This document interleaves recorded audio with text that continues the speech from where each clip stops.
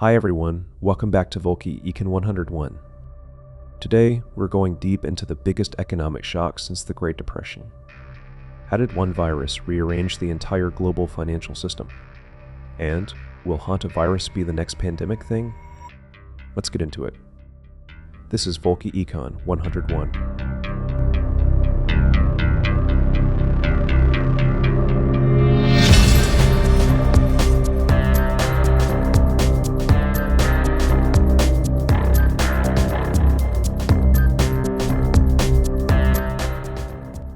Imagine waking up one morning and the entire global economy just stops. Not slows down, stops. Flights grounded, factories shut, stock markets in freefall.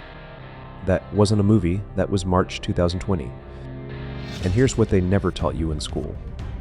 The economic damage from COVID didn't end when the lockdowns lifted. In fact, we're still paying for it right now. The IMF estimated total macroeconomic losses from the pandemic at a staggering $13.8 trillion through 2024. Let that sink in, $13.08 trillion. For context, that's bigger than the entire economy of China. The global economy shrank by 3.5% in 2020 alone. The worst crash since the Great Depression of the 1930s. And economists now estimate a permanent 3% loss to global GDP output forever. But here's the plot twist nobody's talking about. The virus didn't just destroy economies. It reshuffled the entire global power structure. And the new world order it created? You're living in it right now. Volky, wait, $13.8 trillion? That number doesn't even sound real to me. I know, Jason. Think of it this way. If you spent $1 million every single day, it would take you 37,000 years to spend that amount. Okay, that actually breaks my brain a little. And here's the thing. That number doesn't even include the hidden cost of long COVID, which alone cost the global economy close to $1 trillion per year. So it's not just the lockdown damage, it's still bleeding money right now. Exactly. The wound is still open. That's what makes this crisis different from every single one before it. The economic shock breakdown. So let's break down what actually happened and why it matters to your wallet. The first hit was the lockdown shock. Supply chains everywhere just collapsed. Think about a chip shortage that literally stopped car factories from producing vehicles worldwide, or toilet paper vanishing from shelves overnight because nobody planned for a global demand surge. These supply chain disruptions sent inflation through the roof starting in 2021. The US hit 9.1% inflation in June 2022, the highest in 40 years. Europe, the UK, emerging markets, all of them crushed by the same price surge. Governments had pumped out trillions in stimulus to keep economies alive during lockdowns. The US alone unleashed over $5 trillion in COVID relief spending. That money had to go somewhere, and it went straight into prices. So the very medicine that saved the economy from a depression also caused the inflation crisis. Classic economics. Every action has a consequence. But here's where it gets really interesting. The pandemic didn't. T hit everyone the same way. Developing countries and tourism-dependent economies got absolutely hammered. Around 115 to 125 million people were pushed into extreme poverty by COVID. That's roughly the entire population of Mexico, wiped into poverty in under 2 years. Meanwhile, the billionaire class added trillions to their net worth during the same period. The K-shaped recovery, the rich bounced up, the poor sank further. Power shift. Dollar, China, and the new order. Now what? Let's talk about the thing that will shape your financial future. The dollar. Before COVID, the US dollar was the undisputed king of global finance. But the pandemic cracked that throne, as the US printed money and weaponized financial sanctions. Other countries started asking, what if we just stopped depending on the dollar? By 2025, China and Russia were already doing 55% of their bilateral trade in yuan. India was buying Russian and Iranian oil and rupees.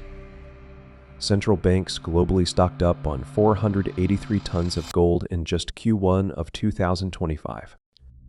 And foreign ownership of US Treasury bonds has fallen from over 50% to just 30% as of early 2025.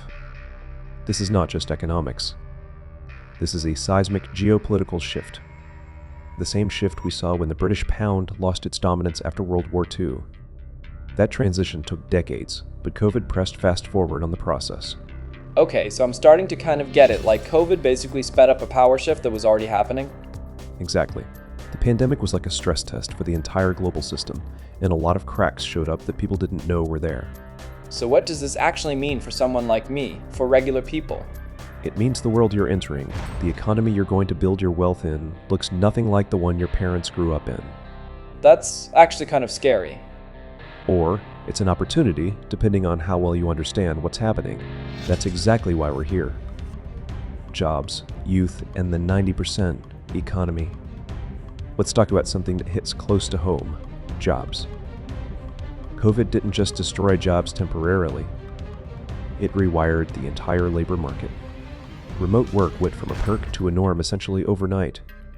Entire industries like travel, hospitality, and retail collapsed. And some never fully came back. In the UK alone, a third of 2020 graduates had their job offers delayed or outright withdrawn. That generation entered the labor market scarred. And the data shows scars like these can last a decade. Think about the networking, the city experiences, the chance encounters that lead to careers. All of that was cut off at the exact moment young people needed it most. Economists call it labor market hysteresis, ischias defend Polt, scars that don't fully heal. And now, the post-COVID economy is what some call a 90% economy. Many sectors will never return to their pre-pandemic output. This is the new baseline. So the 90% economy, we're basically saying the world is permanently smaller after COVID. In some ways, yes.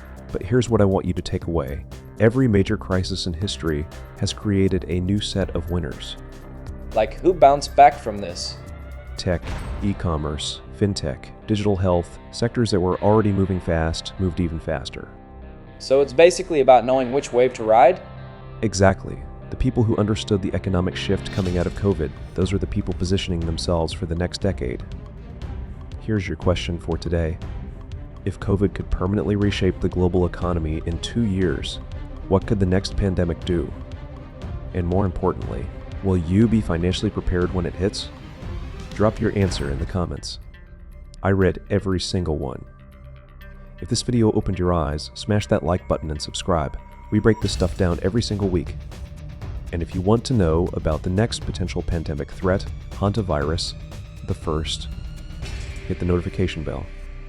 Thanks for your time to watch us, and always stay tuned, because that video drops very soon. I'm Volky, and this has been Volky ECON 101.